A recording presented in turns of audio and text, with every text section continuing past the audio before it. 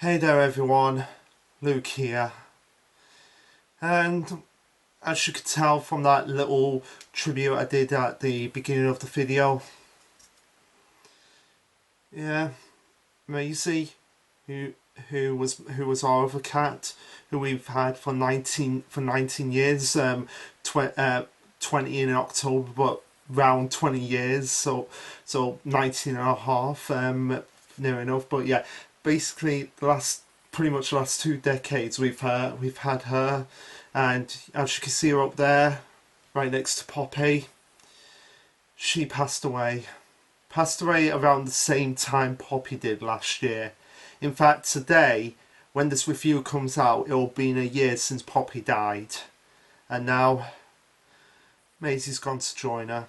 And if you thought Poppy's death was devastating, like Maisie's, like all throughout last week, because she died on Friday, all throughout last week, not just me, but my brother, who...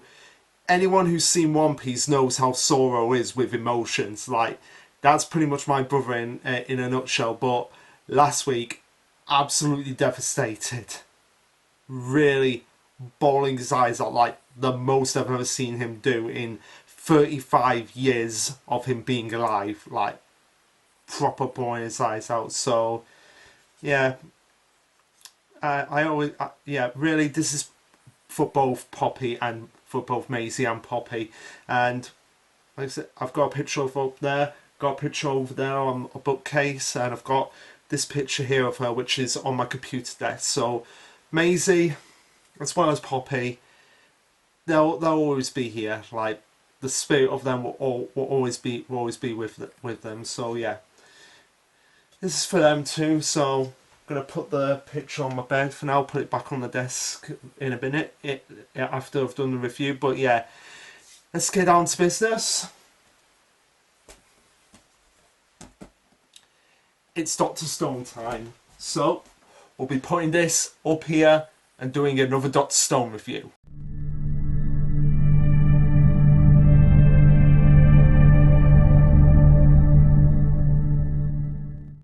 Oh, and of course, if anyone's wondering, the boxes, the Dr. Stone boxes, they're behind the pictures. But as you can see, the poster completely, well, more or less covers up the pictures of Maisie and Poppy. But yeah, like I said last week, Mischievous Curry is on break this week, so we're going to be diving into a Dr. Stone chapter, and I am stupid once again for not getting it up when I need to get it up. But yeah, thankfully I was re-going through some Dr. Stone chapters before this review, and I did read chapter 4, which is the chapter we're going to be covering today, because as you know, I'm doing the backlog of all Dr. Stone chapters. Now, this chapter is quite interesting because we're in the season 3 at the moment in the anime, which, by the way, great adaptation, although it really needs to be pushed. It really needs to be like getting on things, because if Core 1's going to be 11 episodes, and we're not even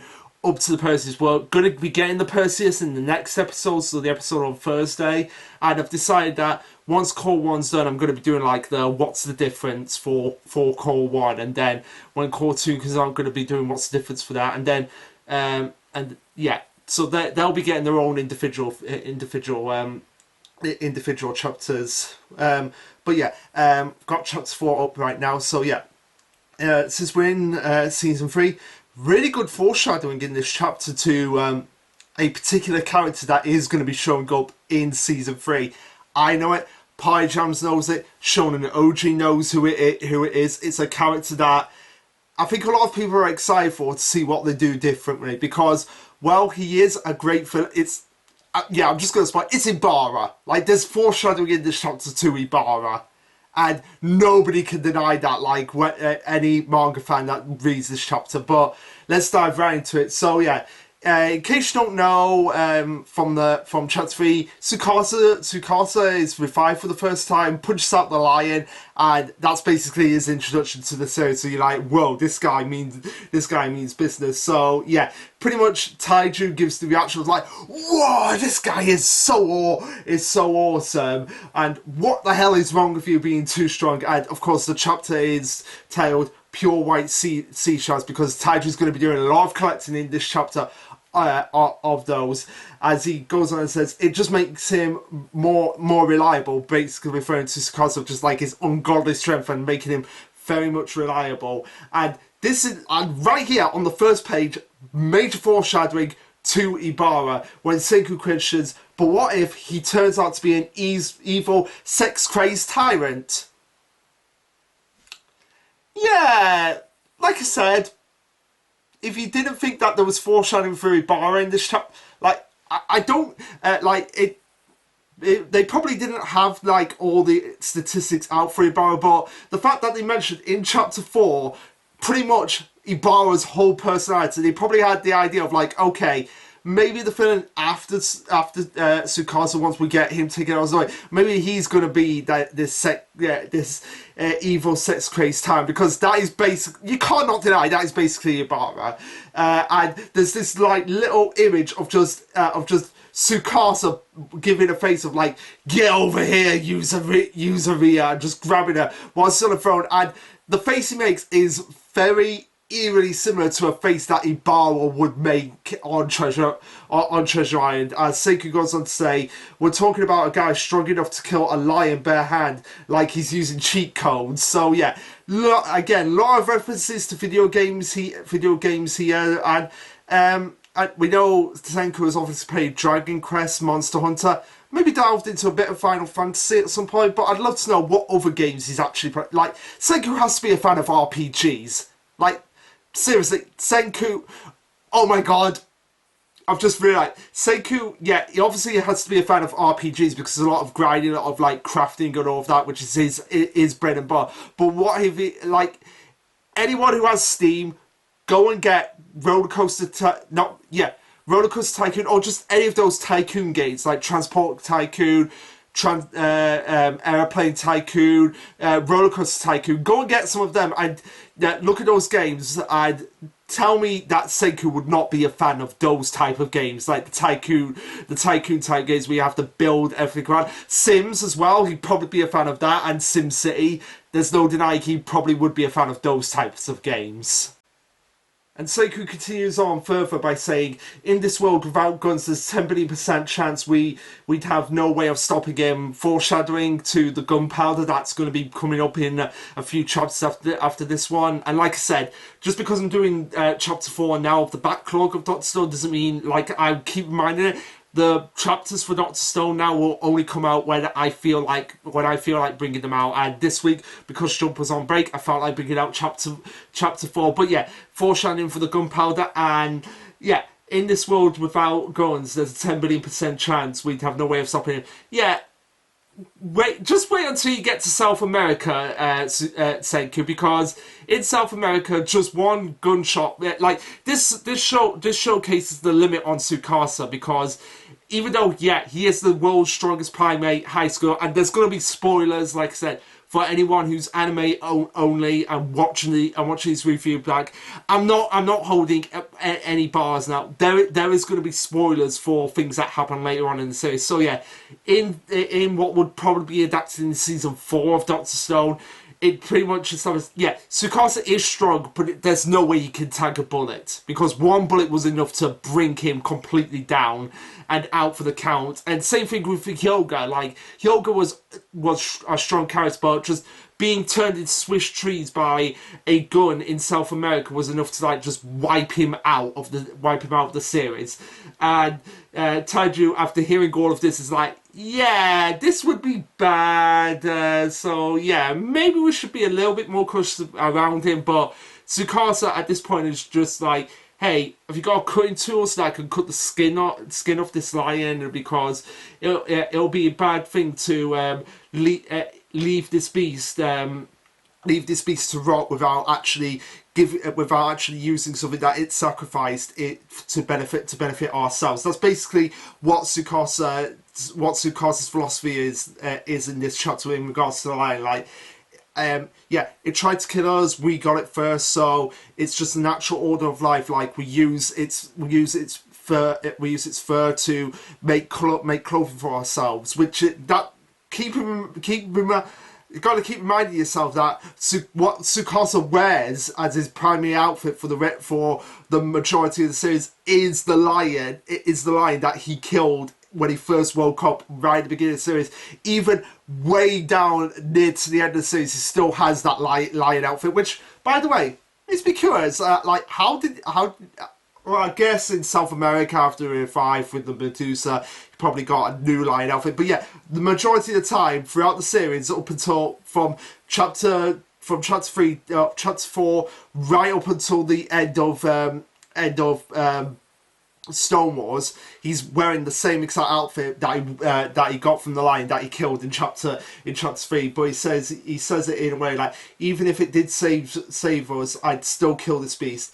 Yes, by making its remains, I show gratitude to the circle of life. So yeah, again, like I said, Tsukasa, he warms himself to us and makes us think like, okay, this guy really isn't that bad of a guy, but the way he goes about things is kind of flawed if you really think about it. And of course, can't talk about this chapter without talking about the obvious tease in this chapter of just one of the destinations that I seriously thought that they were all going to visit, when Senku mentions that he travelled to Africa to study Ebola. And I thought they really were going to go to Africa to get diamonds, or maybe go to Brazil, like just somewhere. But the fact that he mentioned Africa and they never went to Africa, yeah, can't be a little bit annoyed by that. But yeah, after Tsukasa explaining his motivation for what he wants to do with the lion, Taiju was just like, this guy is awesome, just way too awesome.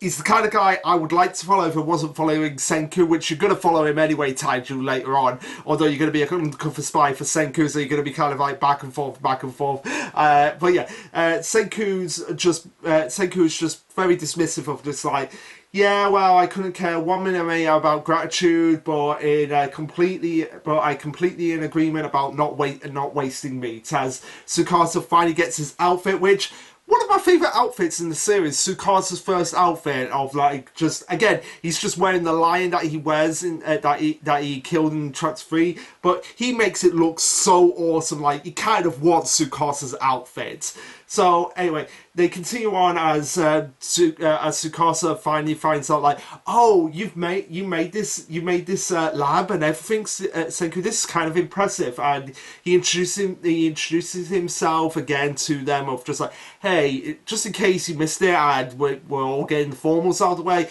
I am Tsukasa Shishio, but you can just call me Tsukasa. And Senku, again, I don't know whether or not this was deliberately done to hide Senku's name, so that the reveal of Ishigami Village being named after Senku and by extension Byakuya isn't revealed right here. I like to think that this was done deliberately so that we don't get to hear what Senku's last name is. But yeah, at the same time, Senku, this is totally in Senku's character of just like, you wouldn't care, like, yeah, last names are pointless in this world, but half of it has to be deliberately done so that we don't hear Senku's last name. But he goes on and says, yeah, I'm Senku the Brains, I own everything, and Taiju is the one that handles the labour force, and Tsukasa's like, oh, in that case, I'll be doing the fighting. Not so much the fighting, more or less the hunting for the food and everything, and what we're going to be eating. As he showcases his amazing talents of being able to fish, grab meat, and everything. Does more so in the anime than in the manga, because you see various little snippets of Tsukasa getting other various meats, not just the fish, but duck, rabbit, etc., etc. So it's nice that they added those little bits in the anime to kind of like showcase Tsukasa's just insane speed and insane strength and insane skill of hunting as well. As after he catches all the fish, Taiju's like, I get it. Grill them right after catching them, so that they don't go rotten even without fish. Yeah, that's kind of food cooking 1.1 food cooking rule number one, like grill stuff so that even without a fridge, you can still can actually, even though at some point you're gonna have to eat them even after they've been grilled, as Senku goes and says, "Oh, no grilling. The adolescents in the smoke are killing off any bacteria to put it in a way even your weak mind could understand. We're smoking them." As Tsukasa adds on, with Senku and me working together, we'll be flush with preserved foods. And Senku agrees, like, yep, now we can move on to a bit getting back the first steps towards civilization. And I love Taiju's response here, like, wait, we haven't even taken the first step. This is all the prologue before the first step. And Senku's just like, yep. And now it's time for the little quiz that I know you love to hear, Taiju. You're getting 10 billion points if you get this right. So what's the most important thing when building a scientific civilization from scratch? And give me the correct answer. You give me 10. You get 10 billion points. And of course, Taiju, with not the sharpest tool in the shed, is just thinking like way too far in advance, which is kind of ironic considering the ending of season 1 is the thing that Taiju suggested right here, which is a smartphone. And yeah, Senku's just like, oh yeah, sure, smartphone. Taiju, you're really not thinking, because yeah, smartphones, yeah, but who are you gonna call your as far as you guys are aware, you're the only guys left in this world. So even if you did get smartphones, it's like they're gonna be pointless at this point because you're in the same location, which is kind of funny if you really think about it, because a lot of people do that. Like, hey, what are you watching? I don't know, Pirates of the Caribbean, so am I. Yeah, I know we're in the same room. Like, rather than talking to each other when you're literally sat with each other, you're just like there on your phone, which is, I feel like that's what Taiju's brain's going here. It's like, yeah, now that we have smartphones, we can text each other even though we're standing right next to each other. That's probably what's going through his mind. And of course, Seika gets absolutely pissed off here, of just like, if only we could warp a few million years into the future, Big Golf. Your unbelievably stupid answer turned the already lily white Tsukasa several shades paper. And you just see, like, even though Tsukasa is a legitimate friend in this series, it's always funny when he gives like the most dumbfounded expressions ever of just like, what? Seriously, like, it's just like, what? And I cannot wait for when they get to the trip to North America where Tsukasa's just there, just being like, oh, this is what I was getting at with corruption and everything, because you guys are fighting over poker here. You just see him in the middle of like Ryusui and Senku's like debate of in the poker game. It's just like, really? This is exactly what I was trying to teach you guys. But yeah, Tsukasa gives a more reasonable answer, which is iron, which, yeah, okay, going back a few million years, like, Tsukasa at least gives a legitimate answer here, because iron is going to be one of legitimately the first steps that Senku is going to have to make in this world, and Senku even agrees with it. It's like, yeah, iron would be good too, but that's a ways off. But still, you gotta give him credit, Tsukasa. It's like thinking more scientifically, like, okay, what comes before smartphone? Obviously would be iron, because of the Iron Age and the Industrial Revolution. But yeah, the first step is calcium carbonate, which makes sense. Like, you need calcium because not just for rebuilding civilization and everything in that sense, but you still need calcium in the sense you need calcium to make your bones stronger, because calcium does do that, like the calcium in milk, to make your bones stronger, which is something that you could benefit from, Taiju, as well. But yeah, Taiju says, okay, give me an example, and I'll probably still won't, and I probably will still won't understand. And Tsukasa's like, oh, you mean lime? And yeah, Senku, as always, has to be like, okay, it's kind of like in Taiju here is basically like Dave Lister in Red Dwarf at the beginning of the series, where it's like, how simple do you want it to be explained? So Taiju can be Taiju / Lister can understand it, and just have everyone there going, oh dear, that's gonna take a while. It's kind of the same thing. It's kind of the same thing here with Senku, where it's just like, okay, how can I do this in a way even a big oaf like you can understand. Okay. Okay. Think of the white lines drawn across sports grounds, and of course Taiju immediately goes straight away off topic right here, where he's like, so to get our hands on some of this calcium thing, we just gotta search in a gym equipment shed, and it's just like, okay, Taiju, we know you're not the sharpest tool in the shed, but come on, even you have to realise, like, gym equipment is gone at this point, and Senku even brings it up, like, yeah, if only that still exists in a world 3,700 years post-civilization, and yet, Tsukasa once again is just like, seriously, we have to deal with this guy, like, he's given the look of, like, seriously, I've got to deal with this idiot, basically referring to Taiju here, but yeah, Senku tells Taiju, like, hey, remember when we used these old seashells to basically shave off your beard? Not so much shaving, more like going so he became like a big marshmallow, which was so funny that even Senku was cracking up. So he says, oh, smash these into a few thousand pieces and we'll produce that calcium thingy. And yeah, Taiju's just like, okay, don't need to explain anymore, I get it, just gotta smash these shells, so just leave that up to me. And Senku here, possibly in an effort to kind of like figure out, Tsukasa basically says, okay, this excites me nothing more than calcium carbonate. There's 4 deadly important uses for this stuff. Now, notice how he says 4, later on he's going to say 3, and again, it's mostly an effort to kind of like get an idea of like what Tsukasa actually wants, because Senku is smart, and he's smart to think like, yeah, Tsukasa, a big strong guy like that, could easily overpower us and use this world in some way other than the motivations that I have. So yeah, gonna try and test him here, and he does this again with Ryusui later on, like he puts them under a test to see like, okay, what are they planning, what are they all about. Senku goes on to explain okay, what are the components needed for out of calcium carbonate, and first it's agriculture. There you go, Taiju, that's more up your alley, where you're the king of agriculture in this entire series, as we'll see, as anyone who's seen season 3 so far knows that Taiju is the king of farming, which is basically agriculture, and he goes back and he remembers like, oh yeah, this is something that I remember from interacting with Senku at the beginning of the series.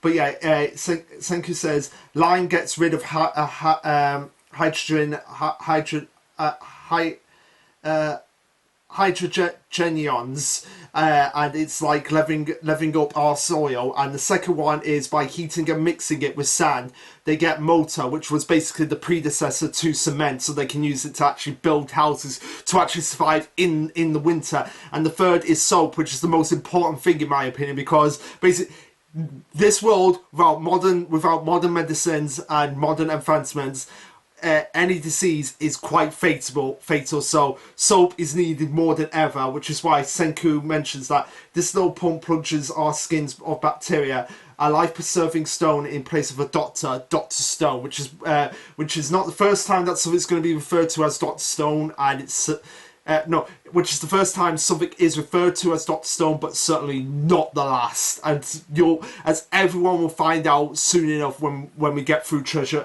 Island. And this is where Tsukasa's like kind of like getting on to what Senku is actually trying to do here. It's just like, wait, is this guy actually trying to test me here? Like maybe I should play his game with him, because you see the panel where Tsukasa's brain is just like, okay, I see what's going on here. I'm onto you. As he first tries to use flattery with Senku by saying like, oh, you're an incredible man. Just after reviving me during the fight with lions, you remained calm and gave me an instinct summary of our situation. I've never met anyone quite as capable as you. You have my dear respect. But Senku's just like, yeah, I can see right through you, like what your game is, Tsukasa. So come on, tell me, what are you trying to say here? because I know people who try to be flattery is either flirting or scheming, and yeah, it's basically similar to when you go to a family like, oh, you know how I love you very, very, very. It's like, what do you want? What are you saying? Just get it out of the way. It's kind of something here of just like, oh, I respect you for. No. I know this game, so come on, out with it. Why is it? And Tsukasa tries to defend the situation. It's like, don't be like that. I didn't mean anything more by it. I'm convinced that you'll really be able to create modern civilization from nothing. Yeah, that's all I was really like. He's trying to bullshit his way at this point, and Senku even knows. Like the very next page, he can start square for us. Like, yeah, sure. Well, come on. I know you're gonna. I know you're scheming. So come on, tell me what it is.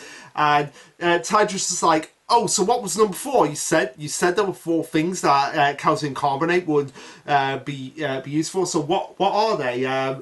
So what's the most important? The 4th most important thing? And Senku's just like, no. I said 3. I meant 3. Yeah. That's what I mean. And Tidra just brought this down to bad memory, but Tsukasa again is just like, yeah, something is going on here, and I don't really like this. And this is where Tsukasa basically starts to explain his motivation for what he's doing, even though it is incredibly completely flawed here. He says, "Oh, the stone world of ours, it's so free. Like these shells, they'll never belong to anyone, not the sea, not the land." As he goes into basically his backstory, gonna spoil it right here. What the story that Tsukasa explains right here, it's his backstory, and Senku pretty much figures it out right away. Like, yeah, you're obviously talking about yourself here. There's no doubt about that. As he goes on and says, long ago there was a poor boy. He wanted to make a necklace of shells for his ailing sister. The sister loved tales of mermaid princesses, you see. One day, a middle-aged man appeared before him, a man with a so-called fishing license about the same age as this stone man here. He reeked abuse. I like to think it's the exact same guy that met Tsukasa back when he was a kid, who basically started to bullying him and saying like, oh, collecting these seashells amounts to stealing. And I just want to know, can that actually happen? Can you actually own a beach? Like, seriously, like, not just, I know you can own sort of like a beach that's like connected to a house, like it's a private property, but it was just like a public space that anyone could go to. Like, it seems like this is what Tsukasa is doing, like a public beach. Like, can that actually happen? Somebody let me know.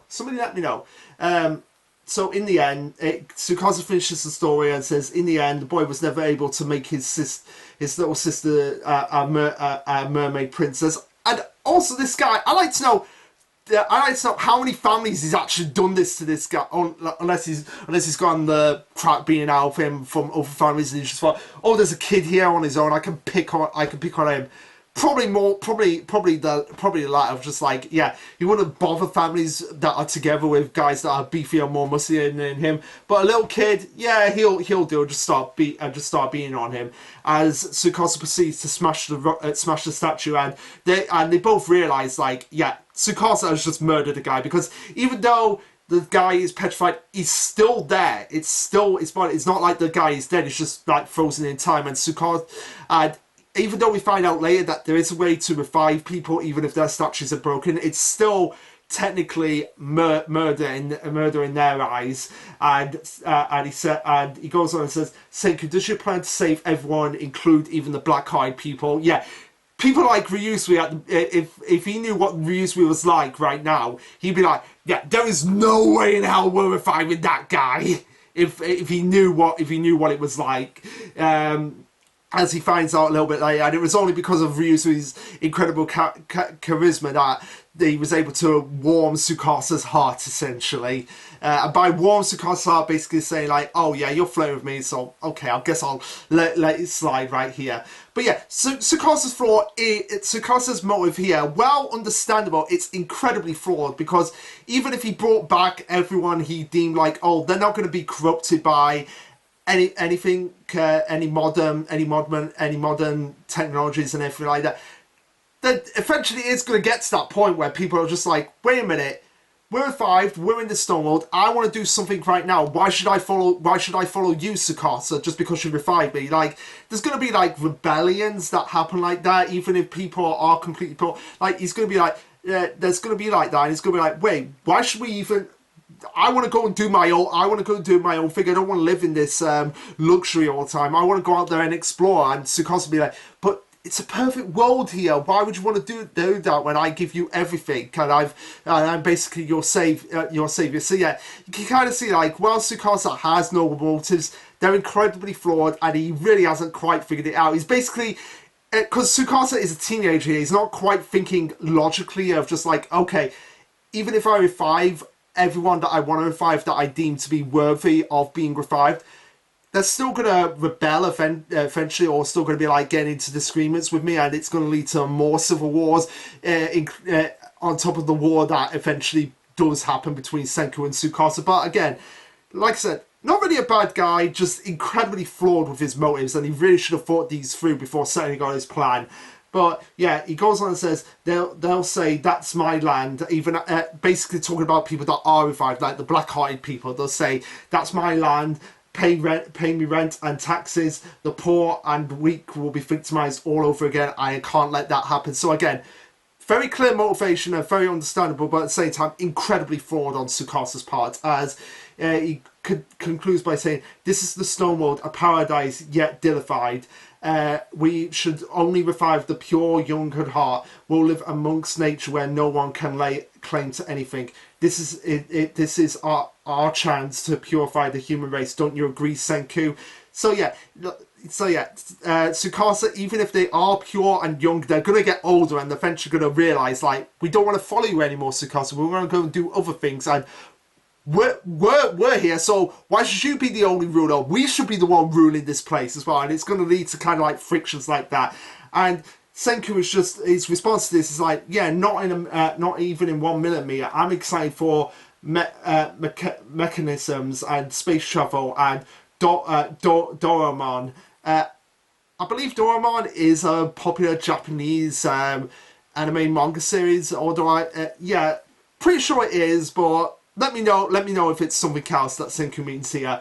But yeah, everything a technology-loving guy could want. I'm going to use the power of science to save every last person without exception. Which, again, yeah, Senku really should be thinking about this as well, in the same way Tsukasa should be thinking about this, because they both have similar ideals. They're just like two different sides of the same coin, and they really should be coming to a compromise here, rather than coming to a struggle to kind of get each other on board with each of their motivations. And yeah, they both seem like, yeah, there's no way we're going to agree here. And Senku's just like, after going through all of this, he's like, okay, yeah, it's right. This is seriously bad news. An evil dictator would be 10 billion times better than... No, it wouldn't!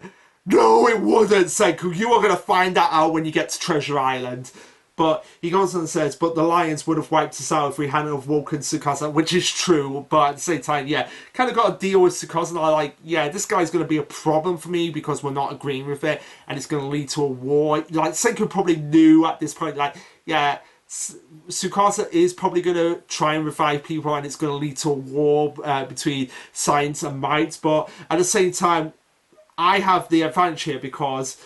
he wants to save only young people. I better not do anything crazy like letting him know about the revival fluid, the cave and its miracle fluid. I'll keep that away from Tsukasa, but of course, Tidra has to come in and ruin everything and be like, hey Senku, I've got enough miracle fluid from the cave, we can revive Yusaria for real this time. And you can just imagine, like, in chapter 5, you just give Senku just gives the biggest like dumbfounded expression, like, I had a plan and you ruined it. But yeah, that's where the chapter ends. And obviously we get the ending point, the ending little caption of the chapter where Senku's going, huh? Didn't I say 3? my hand was like this with the pinky off to the side. No going back and checking the chapter now. So yeah, Senku just trolling us there. But yeah, so really good chapter and really nice to look back on chapter 4 and notice like the little hints of things to come in the series, from Tsukasa's backstory to the hints about Ibara's character in Treasure Island, but also yeah, also kind of like now we know all of Tsukasa's character and his motivations, and like debating how flawed they are, because there's been a lot of debates like whether Tsukasa was right or whether he was wrong, or whether there was kind of a balance, because in my opinion there was a balance. Like he had good motivations, but they were just incredibly flawed and not thought out. Kind of like how people are right now with the world, like with the constant protests that are going on. Like we want to save the world, but at the same time, most people have no idea what they want, or they want things to be sped up like really quickly without like taking the time to actually sit down and actually talk about it. They're just like, no, my ideals or no ideals whatsoever. That's kind of what Tsukasa's doing right now. It's like, it's my way or the highway, and if you don't like it, Senku, then we have nothing to talk about and we're going to be enemies. So yeah, so like I said, really fun to look back on this chapter and look forward to the Dr. Stone. What's the difference between season 3 core 1 with the rest of the Age of Exploration, and the beginning of Treasure Island. So look forward to that one, and also look forward to some videos coming from Control Chaos in the next couple of weeks, like the episodic versus overarching, which is better. Like I am looking forward to doing that. Hopefully we can get that out, if not this week coming, then next week definitely. So yeah, look forward to them. And what did you guys think of this chapter? Let me know. Like, subscribe, comment, all that jazz. And this will be Lasherluke signing off. Later, guys.